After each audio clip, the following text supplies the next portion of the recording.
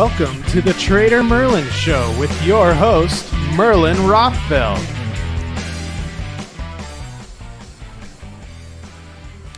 Hello everybody, welcome to the Trader Merlin Show. Trader Merlin interview for your day is it, TJ?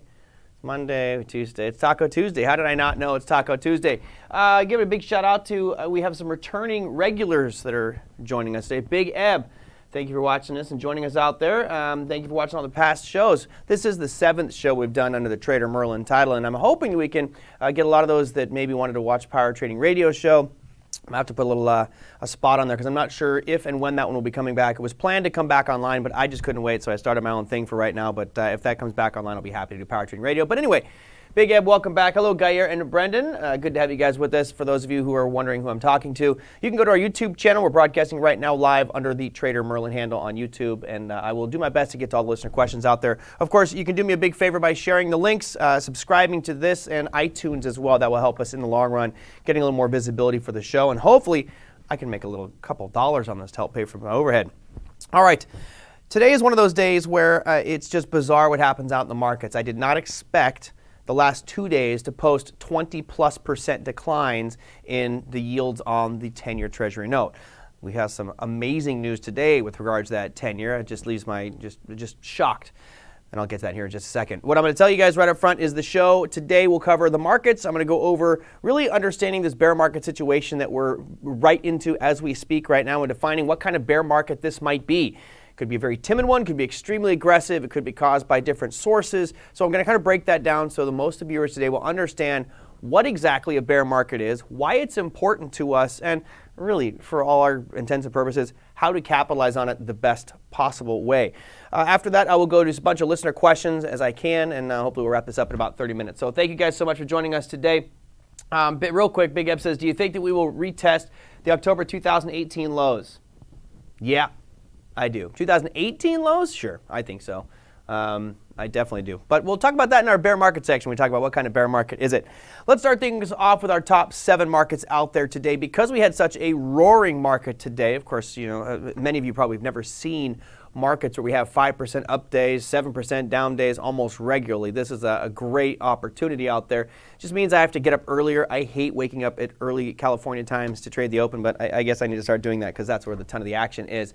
We'll start with the risk-off trade, right? Right now we are in a risk-on mode, at least for today's session. We had some pretty significant moves to the upside out there in the major market indexes, which means that gold was probably going to suffer, and lo and behold, it did. It hit that 1700 mark yesterday, which we talked about, and today sold off pretty good. Actually, we had 2 days of selling. It looks like yesterday's candle looks nice and red, although it was a positive day. Today, we followed through with that one. You're at 1649 right now on gold, which puts it down about 1.5% on the day, about a $25 slide. And to be honest, that's the only really losing one that we see here on our list of top 7 markets. So all in all, if you're bullish out there, it was a good day. All right, we're going to move from there over to Bitcoin, which has not been getting much fanfare on this show. Today is up a little bit. You know, it does show on the screen in the last 24 hours up about 2.12%. So I guess the rally we've seen since I got from my office up to the studio has pumped it up into a much better position, but it still only comes in 6th place, whether it's up 0.22 or 2.12%. Where it's at right now. So nice move out there in Bitcoin. Although if you look at the last, let's just say, let's go month, TJ. You can see it's been on a slow drift down here. We were back in February. You're looking at over $10,000 of Bitcoin. So certainly in the doldrums a little bit, down about 20%. We'll see if it can rally up and maybe get back up to those levels we saw back in February. All right, that was number 6. Number 5 goes to the Russell 2000. I will bring up your RTY futures. Yesterday, this thing was almost down double digits, and it's very rare to see an index down double digits. And we saw, 9.7% down yesterday? Incredible. Today, recouping a little bit of that. You saw a 2.85% gain in the Russell 2000, a 75-point move to the upside to 1,350. Now, that said, right now in the after-hour session, it's down about 9 points. So while we see at the end-of-day results, it looks nice at 2.85, it's a lot less than that now as we're rolling over in the after-hour session. But that's still number 5. S&P is our next one.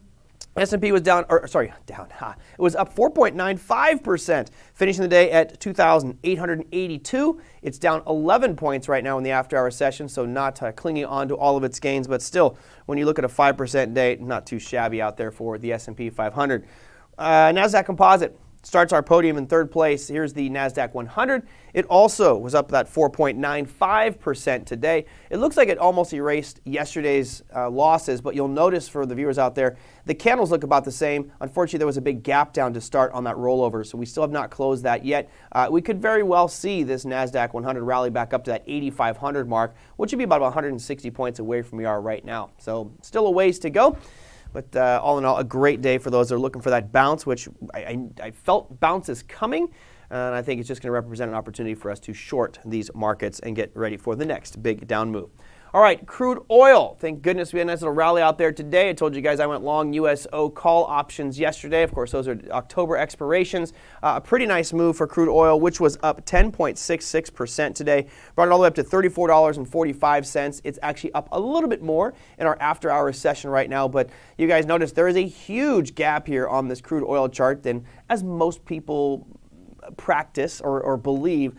There's a belief system out there that says all gaps fill. Now, I don't believe that all gaps fill, but I think most gaps tend to fill, and I assure you that crude oil at some point will fill this gap. I just don't know when, because I'm not sure about the severity of this issue between Russia and Saudi Arabia and the United States with regards to oil. So that will be a very interesting one to see. I, for one, do think we'll close that gap relatively quickly. Of course, as I mentioned, I do have some call options, so I might be a bit biased in my assessment of that one. All right, let's go to your number one. This one's just crazy. Let's go to the ZNTJ. There's the ZN up there. The ZN futures contract, which is a 10-year, you see this gigantic red candle. Now, it doesn't look much in comparison to the move we've seen to the upside, but that represented a 49% move up. 49% move up in the yield of the 10-year. We were at 0.5 yesterday. We came today up to 0.748. So a pretty big move to the upside there in the yields. Of course, that still is giving you very, very low mortgage rates. And again, I think this is actually one of the pieces that's going to help our housing market potentially keep this market afloat. We'll have to wait and see. There's a lot of positive and negative factors pushing right now. But that is your best performer today. The 10-year Treasury note futures down ugly, but the yield up 49%. Unbelievable. All right, that's your top 7 markets out there. Hopefully some of that puts some green into your pocket. Lots of action and just crazy market moves just almost daily here on the program. So let's start off with the searchable part. And the reason I kind of start off the show, guys, telling you what I'm going to try to break the show up in segments is for those of you who want to fast forward through different pieces, please do so. I got some great feedback from all of you and some negative stuff too, which is great because it allows me to maybe fix those areas. If you have feedback for the show, if you have a comment, a question, a suggestion, something you would like answered on the air, and maybe you're not part of the Trader Merlin YouTube channel right now, I would encourage you to go there and subscribe, but you can always send in questions at TraderMerlin.com. Right there's this message right on the front page. It also links you to the Instagram, the Facebook, the Twitter, all that other stuff that we've got going on, which I'm trying to put out some nice, timely content for you, but obviously we're trying to get things started over here. So at TraderMerlin.com is where you can message me right now if you so choose. Let's start off with what kind of bear market is it? Now, it's an interesting one when we think back to the definition of a bear market, what it is. A lot of people hear the term but don't necessarily understand what it is. Most people associate a bear market with a situation where things are just going down. And while that's true, there's some technical measurements that we can use to identify and quantify when we're in a bear market. Now, I was never a huge practitioner of bear markets or really understanding what a bear market meant back in the late 90s when I started trading on the floor out in Irvine, California. What really kicked it in was riding that crash of 2000 down and understanding, wow, market's down 20%, I'm going to load the boat. And the market still dropped another 30, 40% from there. So it's about understanding how these markets work, especially in a bear market scenario, and then what to look for. Now, for those of you who may have followed Power Trading Radio many, many moons ago, you'll know that I was kicked off CNBC in January of 2008. Part of the reason why I was kicked off, well, I'm assuming, is because back then CNBC really didn't make any bearish calls about the market, meaning they weren't saying, sell this stock or this stock's going to go down. Why? Well, because advertisers just don't want to hear that. They want to hear, markets are great, things are going up. And honestly, they were owned by GE at the point. What I should have said was, GE's the greatest company ever, I think it's going to go to $1,000 a share, and I might have had a hosting job on the show after that. But that's not how I am. If I see something and it stands out to me, I'm going to call it out. Whether I'm right or wrong, I will at least draw attention to it. On that show that I hosted, not hosted, I was a guest on, you can actually go onto YouTube and type in Merlin Rothfeld, and you'll see it on CNBC. It's grainy. It makes it look like it from 1,000 years ago. But basically, they asked me about the S&P 500. And in a long story short, I basically said, if we break 1260 on the S&P 500, actually it's 1256 on the S&P 500, then I said, break out the bulldozers. We're going to go down in a big way. And in hindsight, didn't really know if that was going to come to fruition. It was just my plan in place. And of course, you guys know I'm a stickler for the plan. At that point, I started building short positions when we broke 1256 on the S&P, and we proceeded to fall from 1256 all the way to 666. Yes, the number of the beast, the financial beast, you will. So why was that? It has to do with a certain mathematical number, and that number is 20%.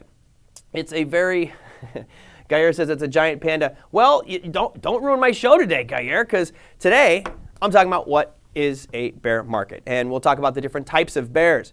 As you can see here, we've got an orso, as my Italian friend would say, and there's all sorts of different bears out there, but the qualifiers are this. Number one, a bear market is a market that falls by more than 20%, or 20% or more. Now, we could make the argument that we've just tiptoed into a bear market. The second qualifier, and I'm not a huge practitioner of this one, but this is what the industry goes by, is that it's usually for 2 months or more. Okay, what that means is it can drop by 20%, but if it just does it for a couple of days like we have been in, and bounces back up and stays above that number, then they'll call that just a correction, like we saw back in 2018. Well, for me, I'm a stickler for it of just being 20% or more. Okay, I think that to me that is the important number that we're looking for. So let's put it into context and show you some charts. TJ has some charts here ready for you just to drive it home. Let's take a look at where we are right now as of this very second. And this is, this may not have the actual end of day numbers. I believe these are monthly, February, March. These are weekly candles out here, just going back into late 2018. And you can see we have had obviously an aggressive 1 month sell-off, right? It's been 4 weeks of just horrible market action, unless you're short. So what does 20% off of those highs mean? Well, right now, we are down about 19.36% from peak to trough. So the high that we hit about 4 weeks ago to the low that we hit this week drops us 19.36%. So technically, we're not in a bear market. We're flirting with a bear market. Now, there's reasons why the government, our politicians, our Fed would want to keep us above that, and I'll explain here in just a second. So that's our current market, but what can we learn from the past? Because this is kind of the situation that I was in January of 2018. So let me take you back to 2000's market crash. Here we have the market crash, obviously from 2000 going all the way into 2002. And you can see the fall from the peak to about 20%. Right there is about 19.4%. You'll notice that there was a nice bounce out of it. I mean, I don't know the exact numbers here because I can't draw horizontal lines on this chart, but it looks to me like we were down around 125 on SPY, and we bounced all the way up to close to 140. Well, that's well over a 10% move up, a nice bounce up, and we may be headed for a situation like that right now. What's noteworthy here, and I think we should all be doing this on charts, is basically find your 20% off the peak mark, and then I would draw a horizontal line there. Because while it's not illustrated very clearly on this chart, what I've seen happen, at least in 2008, which I'll show you in a second, is that that line at 20% becomes critical. It's one of those, the line in the sand that is being forced by our politicians in the Fed. Now, how do I make that more clear? Let's go to the crash of 2008, the one that got me kicked off of CNBC.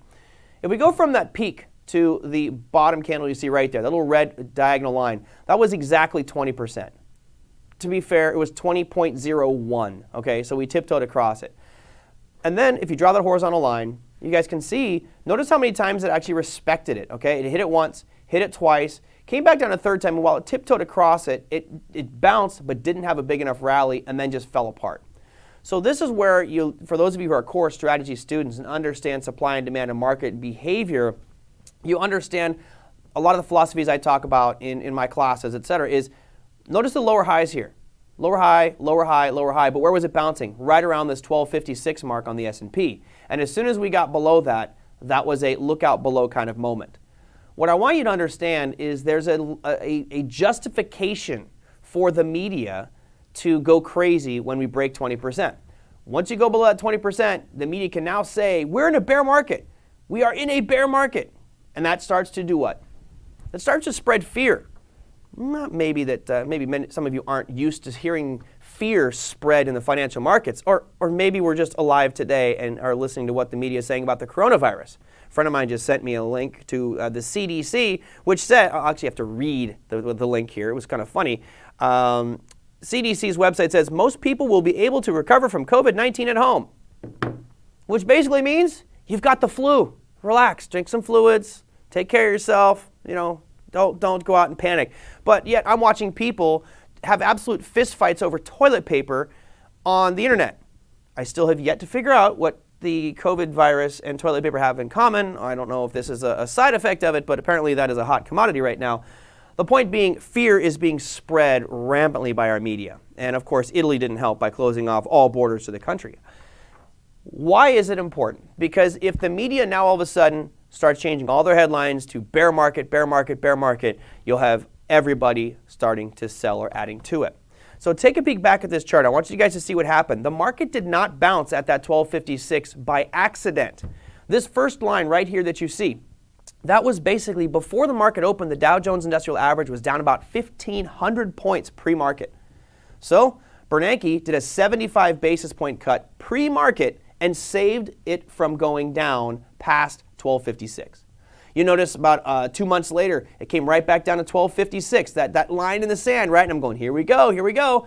So do you think that it bounced organically because it was some amazing demand level? No, it was a level created by our politicians and the Fed, because what did they do there? On the second candle right here that TJ is going to highlight, that one right there, that's where they bailed out Bear Stearns, right? They bailed out financial firms because if they didn't, we could have had a systemic failure and this thing would have fallen even further.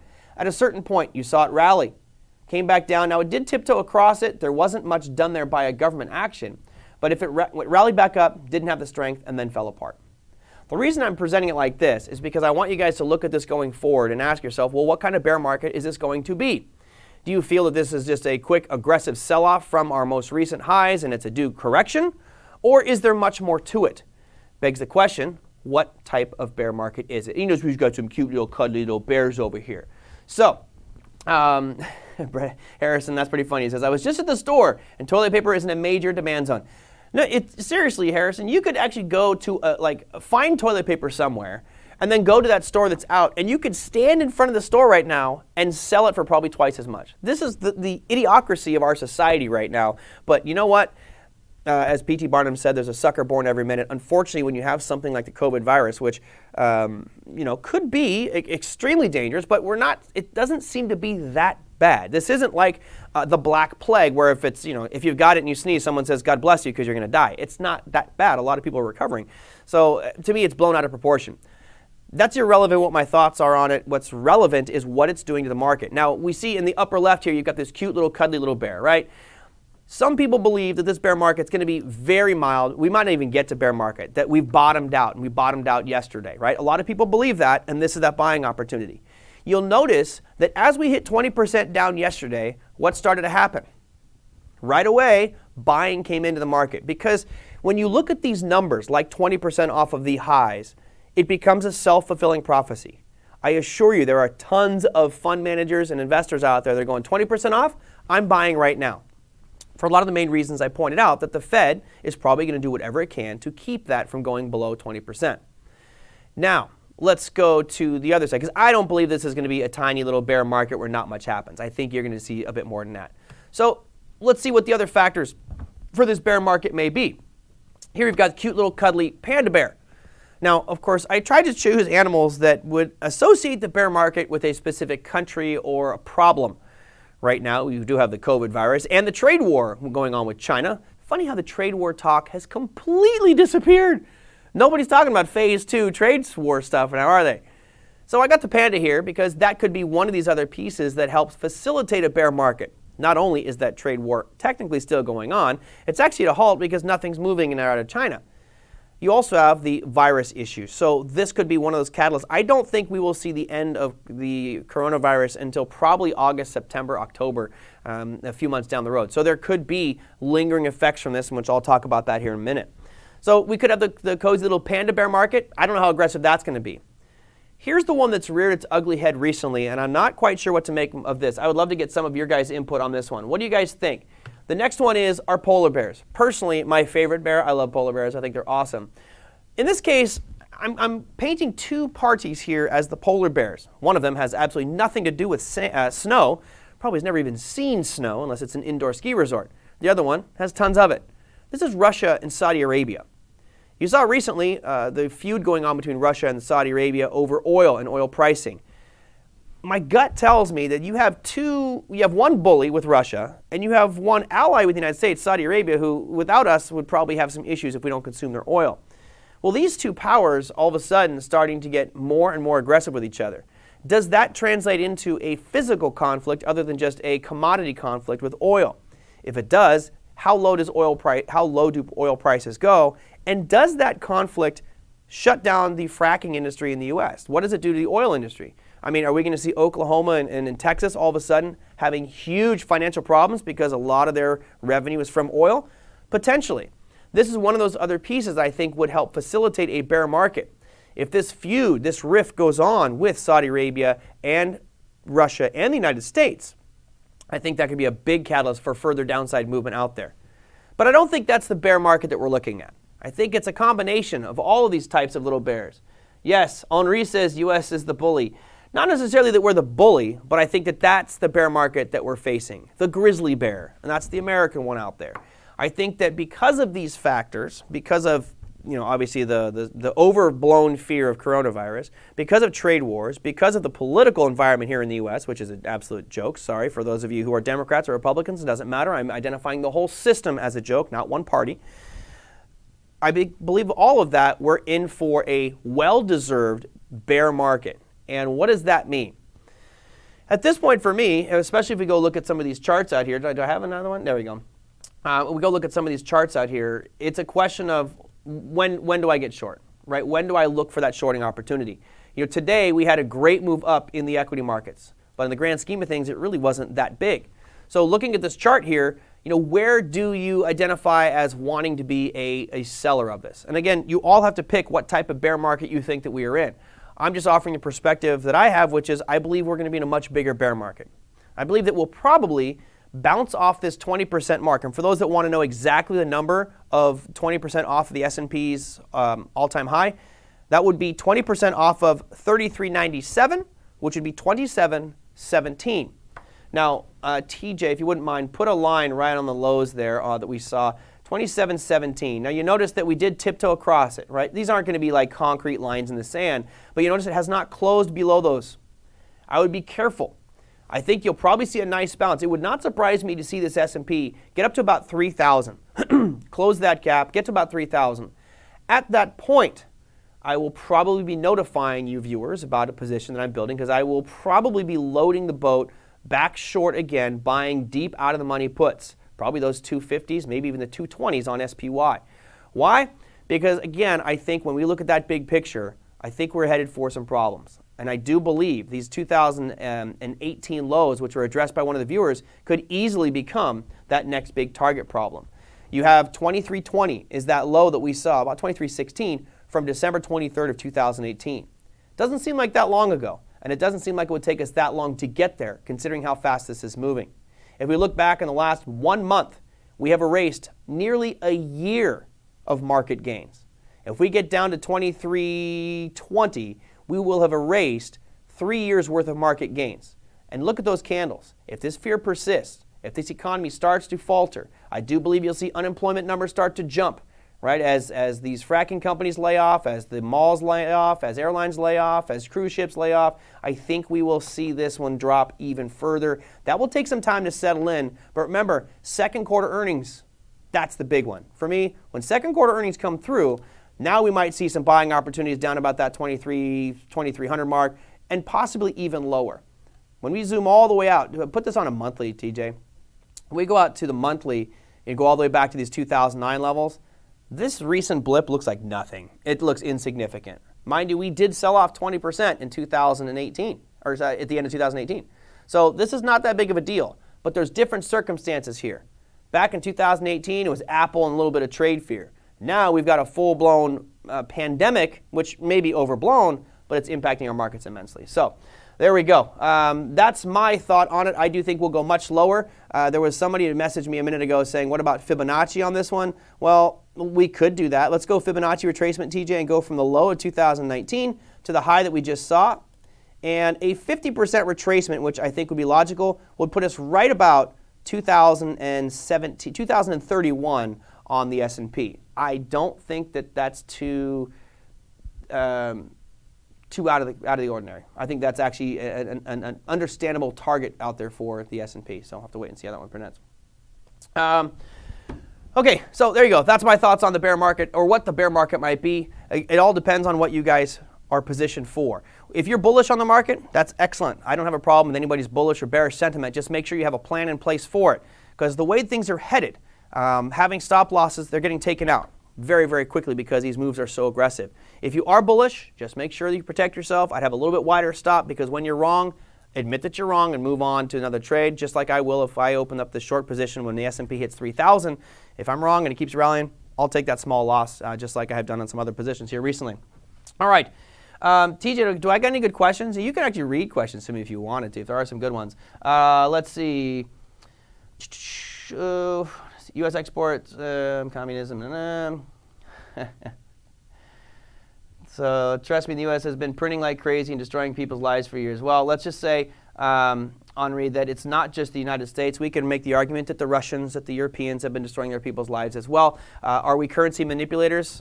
Sure. Obviously we are, but everybody's doing it. It's a political thing to do. So it's not just the Americans that are the bad ones out there. What else do we got? Any good questions, TJ? Oh, I can see we've got somebody who doesn't like the U.S. out there. That's okay. I bought equities yesterday and sold all of it today. Bought May SPY puts today as well. Yeah, I think not a bad play, Big Eb. I think you're okay with that. My only concern is you're probably going to have a bounce here over the next, I think you're going to have a bounce for the next couple days. Right now, I feel like people are just looking for that little bit of a relief pop to the market and going to try to capitalize on some short little move to the upside. That's just my 2 cents out there on that one. But, never know. Markets will do what they tend to do. Let me go out to Facebook real quick and see. I know we've got Brandon has a take on the SPY. Does he? You want to read it? Yeah, hold on. All right, so TJ's going to read that one out there while I'm over here looking at other things. You guys like to get TJ's voice on the phone anyway. All right, TJ, what do you got? This is Merlin. I'm thinking $240 SPY puts going into December. 240. Let's go. Oops, I'm typing in 240. SPY, let's bring up SPY, and I'll throw the 240 on there. It's funny because when we did the show on February 19th, what we were looking at 250s. And at the time, people were like, 250s is never going to get there. 240s, yeah. I don't see that being that far off. I think you're actually pretty good. You might want to wait, Brendan, for this little pop, right? Because we could get a little bit more move to the upside, and then it starts to come back down. So that's really what I would be waiting for today's, or for to buy puts. All right. Any others out there? Last minute ones I can read off there, GJ? Thank you, Brendan. It's good to talk on here for once. TJ, there you go. All right. Well, that seems to be the gist of it out there today, other than a few other comments. I will try to do a show tomorrow on a topic. Well, I guess I'll leave it out there as suspense, because I've had these topics, these shows built around what you guys have been asking for. So what I would encourage you to do is go to TraderMerlin.com, send in your comments and suggestions. Actually, I got one last question, even though we're past the clock time here, just so I can prove to you I'm answering listener questions. Brendan asked me, when do you decide futures are the right tool for the job versus options? I think they're both the right tool for the job. You know, you get tremendous amount of leverage. I actually like the execution side. So if I'm going to be shorter term day trading, I way prefer futures because it's easy. I can just hit the buttons. With options, I now have to go back through, select the strike price, and my bidding, my offering, quantity put. It's a bit more complicated. I like the idea that with options, you can both be selling and buying puts, so it becomes a little bit more strategic for the investment styles, which is why I like the options side better for that. But shorter term, futures are probably the way to go. So I don't know if there's generally a time, Brendan, where you say, hey, this is better for this. With the futures side of things, you're generally looking at indexes and maybe commodities. When I'm looking at the options side, while we can be using options on some of the major market indexes, quite often I'm using them on individual securities that I think might benefit. For example, right now I am long American Airlines calls. Today was a good day for American Airlines. I was down a bit yesterday, but American Airlines was great. I also I'm on, as I mentioned, USO. So I have some calls on USO long right now. I could have bought CL, which would have been better, but the price I saw on the USO options were great. Now remember, if you're trading USO, you're not really trading oil, right? It sounds like it, but you're not. You're actually trading futures on oil. That's what USO is. It's a basket of futures. So I don't have an answer for you as far as which one's better. I don't really have a preference. From a day trading perspective, I would choose futures over options. That's just my 2 cents. So there you go. And that was a question that Brendan sent in at TraderMerlin.com. If you guys have questions for us, feel free to send those on in at TraderMerlin.com. I also, every night, and maybe even in the morning, I will kind of design what the show is going to be. It's all by myself and TJ, so obviously you don't have a ton of nice graphics out there. So what I would love for you guys to do is if you have a show suggestion, something you want a topic on, I actually have a couple of millennials who really want me to do some nice millennial basic investing questions, which I may do here shortly. Send it on in at TraderMerlin.com. If you like today's show, give us a little thumbs up out there. We'd appreciate that. Share the link with your friends, and make sure you subscribe to the channel so I get over 1,000. I need to get 1,000 subscribers ASAP.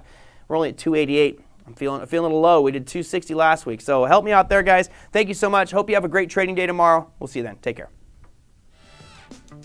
The Trader Merlin Show is produced by Merlin Rothfeld, Gary Christmas, and TJ Writings. The show is engineered and edited by TJ Writings. Please contact Trader Merlin at gmail.com for comments and questions.